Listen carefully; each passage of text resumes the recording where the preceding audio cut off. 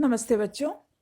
आज हम 9वीं कक्षा के काव्य खंड से सियाराम शरण गुप्त द्वारा रचित एक फूल की चाह इसके बारे में जानते हैं। एक फूल की चाह जो है कविता द्वारा कवि ने एक दुख भरा कहानी प्रस्तुत किया है। ये एक छोटी एक लड़की के बारे में है ये कहानी। चलो हम देखते हैं कहानी क्या है। उद्वेलित कर अश्रु राशियां हृदय चिताएं धधका कर महामारी प्रचंड हो फैल रही थी इधर उधर। क्षीण कंठ मृत वत्साओं का करुण रुदन दुर्दांत नितांत भरे हुए था निज कृश रव में हाहाकार अपार अशांत। यहाँ पे उद्वेलित का अर्थ है बाह विनल, अश्रु राशियां आंसुओं की झड़ी, महामारी यानी बड़े स्तर पर फैलने वाली बीमारी।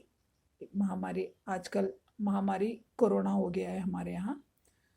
प्रचंड यानी तीव्र गति से, प्रचंड गति से जिस तरह कोरोना यहाँ पे बढ़ रहा है उसी को प्रचंड कहा जाता है यानी तीव्र गति से। क्षीण दबी आवाज, कमजोर।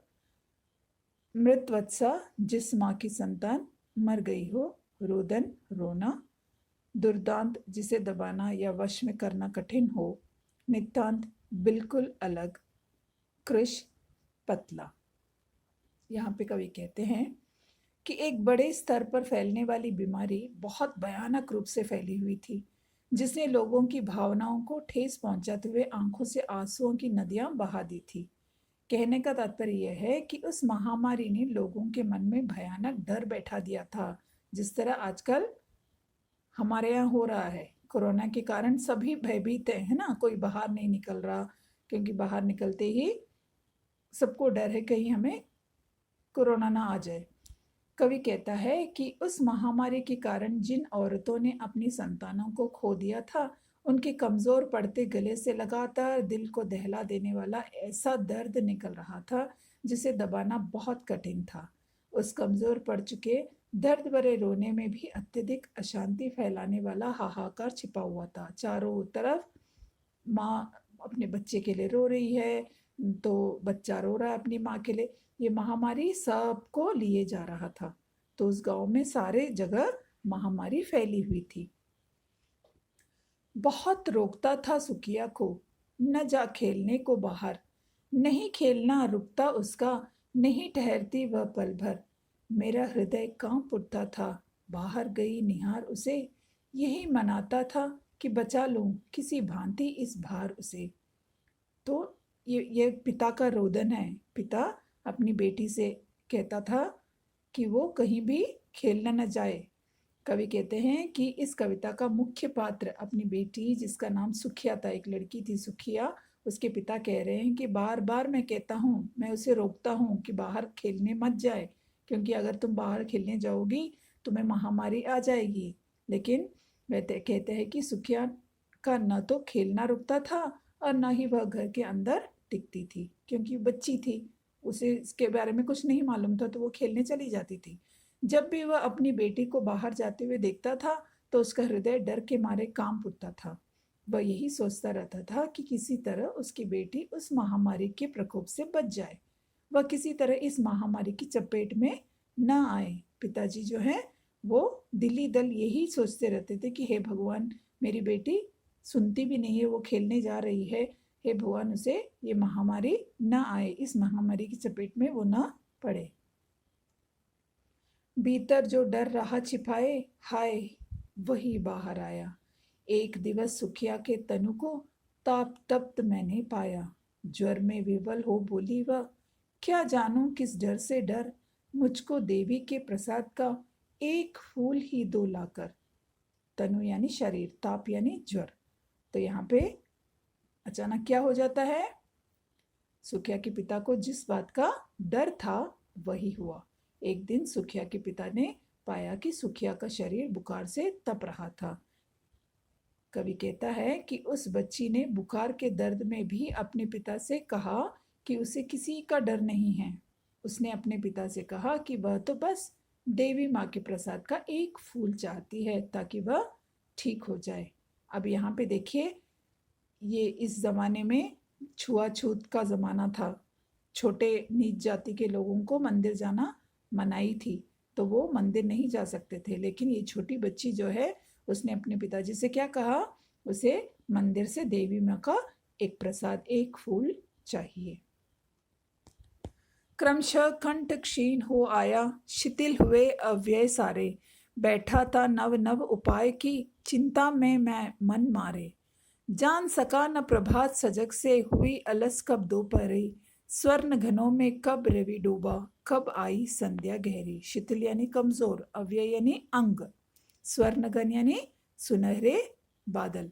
यहाँ पे कवि कहते हैं कि सुखिया का गला इतना कमजोर हो गया था कि उसमें से आवाज भी नहीं आ रही थी, क्योंकि उसे ज्वर से वो तप रही थी। उसके शरीर का अंग अंग कमजोर हो चुका था। All the parts were becoming week. उसका पिता किसी चमत्कार की आशा में नए नए तरीके अपना रहा था, परंतु उसका मन हमेशा चिंता में ही डूबा रहता था। फादर न्यू दैट महामारी की चपेट में मेरी बेटी आ गई है, लेकिन वो हमेशा उनके मन में आशा थी कि कल मेरी बेटी ठीक हो जाएगी, और छोटे छोटे तरीके वो अपना रहे थे ताकि बेटी ज्वर से बाहर निकले। चिंता में डूबे सुखिया के पिता को न तो यह पता चलता था कि कब सुबह हो गई और कब आलस से भरी दोपहर ढल गई, कब सुनहरे बादलों में सूरज डूबा और कब शाम हो गई। कहने का तात्पर्य है कि सुखिया का पिता सुखिया की चिंता में इतना डूबा रहता था कि उसे किसी बात का होश ही नहीं रहता था। सभी ओर दिखलाई दी बस अंधकार की ही छाया, छोटी सी बच्ची को ग्रसने कितना बड़ा तिमिर आया। ऊपर विस्तृत महाकाश में जलते से अंगारों से झुलसी जाती थी आंखें जगमग जगते तारों से। कवि कहते हैं कि चारों ओर बस अंधकार ही अंधकार दिखाई दे रहा था, जिसे देखकर ऐसा लगता था जैसे कि इतना बड़ा अंधकार उस मासूम बच्ची को निगलने चला आ रहा हो। बच्ची के पिता के ऊपर विशाल आकाश में चमकते तारे ऐसे लग रहे थे जैसे जलते हुए अंगारे हो। उनकी चमक से उसकी आंखें झुलस जाती थी। ऐसा इसलिए होता था क्योंकि बच्ची का पिता उसकी चिंता में सोना भी भूल गया था, जिस कारण उसकी आंखें दर्द से झुलस रही थी। यानी इतने चिंतित थे बेचारे कि अपनी बेटी के लिए सुबह रात सब जागते रहते थे और उसकी देखभाल कर रहे थे। तो उसकी आंखें जो हैं दर्द करने लग गई थी। तो छोटी सी चिंगारी या छोटी ऊपर आकाश में जो तारा का जो प्रकाश है वो भी उसकी आंख को झुलस रही थी। देख रहा था जो सुस्थिर हो, नहीं बैठी थी क्षण भर, हाय वही चुपचाप पड़ी थी अटल शांति सी धारण कर। सुनना वही चाहता था मैं, उसे स्वयं ही उकसा कर, मुझको देवी के प्रसाद का एक फूल ही दो लाकर। यहाँ पे कवि कहते हैं जो बच्ची कभी भी एक जगह शांति से नहीं बैठती थी, वही आज इस तरह न टूटने वाली शांति धारण किए चुपचाप पड़ी हुई थी। यानी वो हिल भी नहीं रही थी। कवि कहता है कि उसका पिता उसे झकझोर कर खुद ही पूछना चाहता था कि उसे देवी माँ के प्रसाद का फूल चाहिए और वह उसे उस फूल को लाकर दे, लेकिन बच्ची जो है कुछ भी नहीं कह रही थी, क्योंकि उसके सारे अंग जो है वो एकदम कमज़ोर पड़ने लगे थे। तो पिताजी चाहते थे कि उसे जगा कर पूछे कि बेटा तुझे देवी माँ का प्रसाद चाहिए तो मैं ला दूंगा तुम्हारे लिए वो फूल, लेकिन बच्ची जो है चुपचाप पड़ी थी। ऊंचे शैल शिखर के ऊपर मंदिर था विस्तीर्ण विशाल, स्वर्ण कलश सर से विकसित थे, पाकर समुदित रवि कर जाल। दीप धूप से आमोदित था मंदिर का आंगन सारा, गूंज रही थी भीतर बाहर मुखरित उत्सव की धारा। विस्तीर्ण यानी फैला हुआ, सरसिज कमल, रविकर जाल यानी सूर्य किरणों का समूह, और आमोदित यानी आनंद पूर्ण। कवि मंदिर का वर्णन करते हुए कहते हैं कि पहाड़ की चोटी के ऊपर एक विशाल मंदिर था। इसी मंदिर से देवी माँ का प्रसाद बच्ची ने पूछा था। उसके विशाल आंगन में कमल के फूल सूर्य की किरणों में इस तरह शोभा दे रहे थे जिस तरह सूर्य की किरणों में सोने के घड़े चमकते हैं। मंदिर का पूरा आंगन धूप और दीपकों की खुशबू से महक रहा था।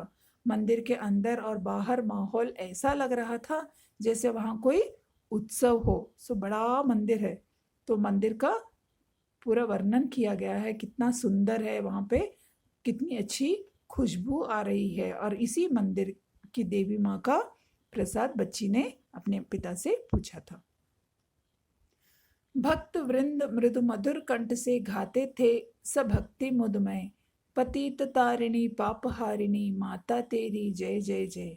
पतित तारिणी तेरी जय जय मेरे मुख से भी निकला, बिना बड़े ही मैं आगे को जाने किस बल से ढिकला।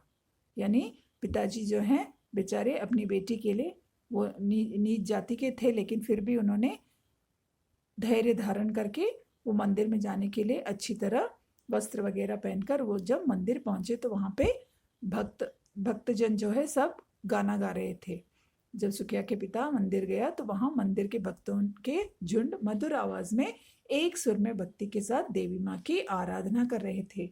वे एक सुर में गा रहे थे, पतित तारिणी पापहारिणी माता तेरी जय जय जय। तो सुखिया के पिता के मुंह से भी देवी माँ की स्तुति निकल गई। ऐसा होता है ना, जब हम मंदिर जाते हैं तो सारे लोग जब वहाँ पे भजन कीर्तन करते रहते तो हमारे मुंह से भी इट कम्स आउट ऑटोमेटिकली। तो सुखिया के पिता के मुंह से भी निकल गया, पतित तारिणी तेरी जय जय जय। फिर उसे ऐसा लगा कि किसी अनजान शक्ति ने उसे मंदिर के अंदर धकेल दिया हो। वो हिचकिचा रहा था, मंदिर के अंदर जाने के लिए हिचकिचा रहा था, लेकिन उसे ऐसा लगा जैसे कोई अनजान शक्ति उसे अंदर की ओर धकेल रहा हो। मेरे दीप फूल लेकर वे अम्बा को अर्पित करके दिया पुजारी ने प्रसाद, जब आगे को अंजलि भर के भूल गया उसका लेना झट, परम लाभ सा पाकर मैं सोचा बेटी को माँ के ये पुण्य पुष्प दूं जाकर मैं। देखिए कितना अच्छा हुआ, वो मंदिर के अंदर गए तो पुजारी ने सुखिया के पिता के हाथों से दीप और फूल लिए और देवी की प्रतिमा को अर्पित कर दिया। फिर जब पुजारी ने उसे दोनों हाथों से प्रसाद भर कर दिया तो एक पल को वह ठिठक सा गया, क्योंकि सुखिया का पिता छोटी जाति का था और छोटी जाति के लोगों को मंदिर में आने की इजाजत नहीं है। सुखिया का पिता अपनी कल्पना में ही अपनी बेटी को देवी माँ का प्रसाद दे रहा था। वो अपने दिल में सोचने लगा, हे भगवान मुझे प्रसाद मिल गया है और मैं अपनी बेटी को ये प्रसाद ले जाके दे दूंगा। सिंहपौर तक भी आंगन से नहीं पहुंचने मैं पाया, सहसा यह सुन पड़ा कि कैसे यह अछूत भी थराया। पकड़ो देखो बाग न जावे, बना धूर्त यह है कैसा, साफ स्वच्छ परिधान किए है भले मानुषों के जैसा। अब देखिए अचानक क्या हो गया, बेचारा वो मंदिर के दरवाजे तक नहीं पहुंचा। अभी सुखिया के पिता प्रसाद लेकर मंदिर के द्वार तक भी नहीं पहुंचा कि अचानक किसी ने पीछे से आवाज लगाई, किसी ने उसे पहचान लिया। अरे ये अछूत मंदिर के भीतर कैसे आ गया, चिल्लाने लगा, इसे पकड़ो कहीं ये भाग ना जाए। किसी ने कहा कि इस चालाक नीच को तो देखो कैसे साफ कपड़े पहने हैं ताकि कोई इसे पहचान न सके। कवि यहाँ यह दर्शाना चाहता है कि निम्न जाति वालों का मंदिर में जाना अच्छा नहीं माना जाता था उस समय। तो निम्न जाति के लोग जब मंदिर में जाते हैं, लोग समझते हैं, ऊंची जाति के लोग क्या समझते हैं, पूरा मंदिर जो है अशुद्ध हो गया, इसीलिए वो लोग इसे पकड़कर मारने लगते हैं। पापी ने मंदिर में घुसकर किया अनर्थ बड़ा भारी, कलुषित कर दी है मंदिर की चिरकालिक शुचिता सारी। क्या मेरा कलुष बड़ा है देवी की गरिमा से भी, किसी बात में हूं मैं आगे माता की महिमा के भी। माँ के भक्त हुए तुम कैसे करके यह विचार खोटा, माँ के सम्मुख ही माँ का तुम गौरव करते हो छोटा। कुछ न सुना भक्तों ने झट से मुझे घेर कर पकड़ लिया, मार मार कर मुक्के घुसे धम से नीचे गिरा दिया। देखो क्या हुआ। भी कवि कहते हैं कि किसी ने कहा कि मंदिर में आए हुए सभी भक्त सुखिया के पिता को पापी कह रहे थे। वे कह रहे थे कि सुखिया के पिता ने मंदिर में घुसकर बड़ा भारी अनर्थ कर दिया है और लंबे समय से बनी मंदिर की पवित्रता जो शुद्धता है वो उसे अशुद्ध कर दिया है। इस पर सुखिया के पिता ने कहा कि ऐसा कैसे हो सकता है कि माता की महिमा के आगे उसकी अशुद्धता अधिक भारी हो। माता माता यानी देवी माँ जो है बहुत बड़ी महिमा है ना भगवान का। तो भगवान के सामने कैसे एक मनुष्य जाते ही अशुद्ध हो जाए। सुखिया के पिता के कहने का तात्पर्य यह था कि जब माता ने ही सभी मनुष्यों को बनाया है तो उसके मंदिर में आने से मंदिर अशुद्ध कैसे हो सकता है। तो सुखिया के पिता ने उन लोगों से यह प्रश्न किया। कवि कहते हैं कि सुखिया के पिता ने भक्तों से कहा कि उसके मंदिर में आने से मंदिर अशुद्ध हो गया है। इस तरह का घटिया विचार यदि तुम सबके मन में है तो तुम माता के भक्त कैसे हो सकते हो। यदि वे लोग उसकी अशुद्धता को माता की महिमा से भी ऊंचा मानते हैं तो वे माता के ही सामने माता को नीचा दिखा रहे हैं। तो तुम कैसे भक्त हो कि तुम ऊंच नीच को मानते हो, क्योंकि इसी माता ने हम सबको बनाया है। तो माता के सामने तुम मुझे अशुद्ध कैसे कह सकते हो, माता को तुम नीचा दिखा रहे हो, ऐसा कहकर। लेकिन उसकी बातों का कोई असर नहीं पड़ा, किसी पर असर नहीं पड़ा। लोगों ने उसे घेर लिया और उस पर घूंसों और लातों की बरसात करके उसे नीचे गिरा दिया। मेरे हाथों से प्रसाद भी बिखर गया। हाँ, सब का सब। हाय अभागी बेटी, तुझ तक कैसे पहुंच सके यह अब। न्यायालय ले गए मुझे वे, 7 दिवस का दंड विधान। मुझको हुआ था मुझसे देवी का महान अपमान। मैंने स्वीकृत किया दंड व शीश झुकाकर छुपी रह। उस असीम अभियोग दोष का क्या उत्तर देता, क्या कहे। 7 रोज ही रहा जेल में या कि वहां सदियां बीती। अविश्रांत बरसा के भी आंखें तनिक नहीं रहती। देखिए ये क्या हुआ। दंड भोगकर यहाँ पे हाथों में जब जो प्रसाद था उसके गिरते ही उनके हाथों से जो प्रसाद जो है वो नीचे गिरकर बिखर गया, नीचे गिर गया। और वो तभी उसने मन में सोचा, हे भगवान, मैं कैसे अब मैं अपनी बेटी को ये फूल पहुंचाऊं। तो लोगों ने क्या किया, वो सब देखा ही नहीं, बस इसे पकड़कर न्यायालय, court, they took him to the court, न्यायालय लेके चला गया। और वहां पे उसे 7 दिवस का दंड दिया गया। 7 दिवस उसे जेल में डाला जाएगा। और ये चुपचाप अपना सर झुकाकर वो मान लिया, क्योंकि और कोई रास्ता था ही नहीं। और वो 7 दिन जो है वो कहते हैं कि जैसे 7 सदियां बीत रही हो। एक एक दिन उसे इतना भारी पड़ रहा था, रो रो के उसके आंखों से आंसू भी सूखने लग गए थे, उतना वो रोने लगे। 7 दिन उसे सदियों जैसा लग रहा था। दंड भोगकर जब मैं छूटा, पैर न उठते थे घर को। पीछे ठेल रहा था कोई, भय झरझर तनु पंजर को। पहले किसी लेने मुझको, नहीं दौड़कर आई वह। उलझी हुई खेल में ही हा, अब की दीन दिखाई वह। उसे देखने मरघट को ही गया दौड़ता हुआ वहां। मेरे परिचित बंधु प्रथम ही फूंक चुके थे उसे जहां। बुझी पड़ी थी चिता वहां पर, छाती धधक उठी मेरी। हाय फूल सी कोमल बच्ची, हुई राखी थी ढेरी। कवि कहता है कि जब सुखिया का पिता जेल से छूटा तो उसके पैर उसके घर की ओर नहीं उठ रहे थे। जब 7 दिनों के बाद जब वो जेल से छूट गया था तो कहते हैं कि मेरा कदम जो है आगे नहीं बढ़ रहा था, ये सोचकर कि मेरी बेटी का क्या हुआ होगा, ये 7 दिन कौन उसको देखेगा।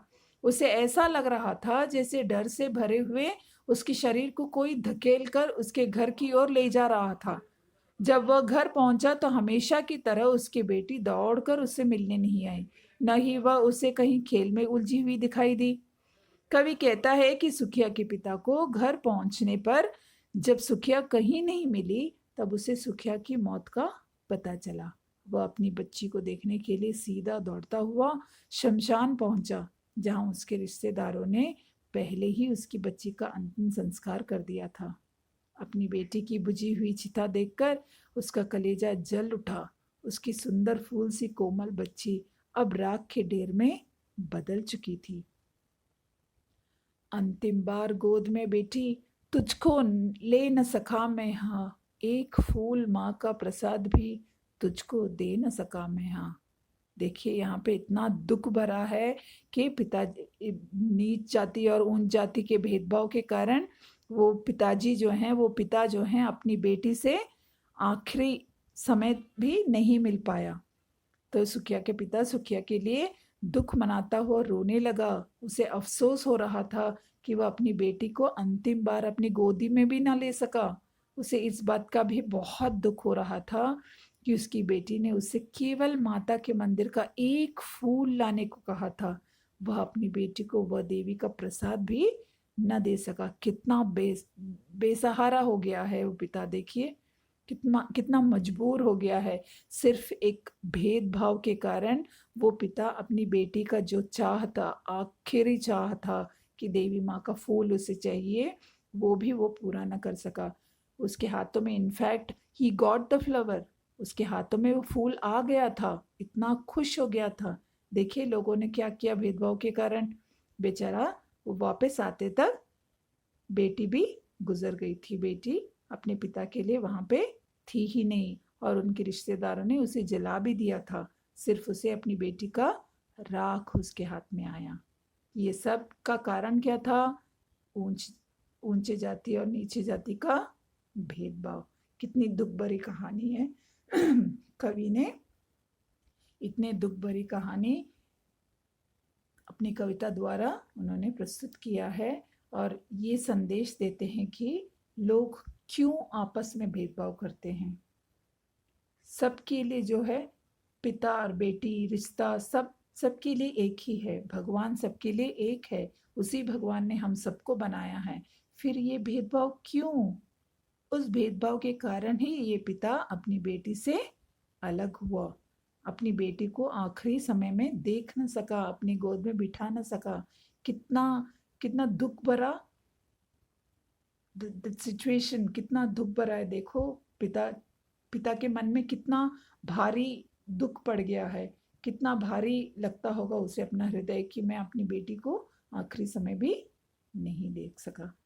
सो कवि ने अपने कविता द्वारा ये संदेश दिया है कि मनुष्य को समझना चाहिए, दूसरे मनुष्य को समझना चाहिए, कोई भेदभाव नहीं रखना चाहिए। धन्यवाद बच्चों।